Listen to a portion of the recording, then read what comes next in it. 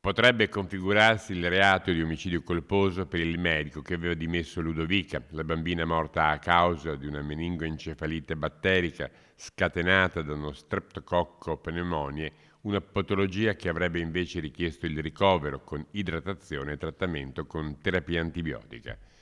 I primi esiti dell'autopsia condotta nelle scorse ore al San Martino di Belluno dall'anatomopatologo Antonello Cirnelli hanno però indotto alla richiesta dell'inserimento di un secondo perito, come ci spiega l'avvocato che rappresenta i genitori della piccola vittima. Il CTU ha disposto degli ulteriori approfondimenti. Verrà nominato, perché non penso che oggi lo abbia ancora fatto, un ulteriore specialista per fare questi approfondimenti e all'esito dei risultati delle analisi che verranno fatte sapremo dire qualcosa.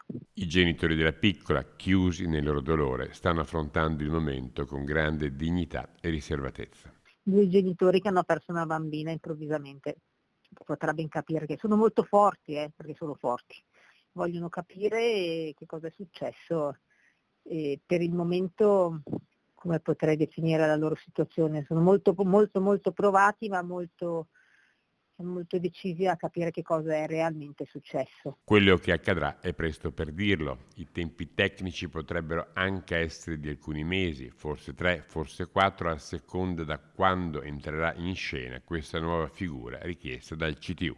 Il procedimento penale va avanti d'ufficio, lo sapete meglio di me, c'è la possibilità per le persone offese, quindi tutti i distretti congiunti della piccola, a costituirsi parte civile in un eventuale procedimento penale.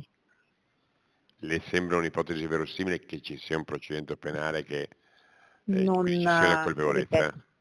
ripeto, potremo dirlo soltanto all'esito di questi ulteriori approfondimenti che sono stati disposti dal CTU.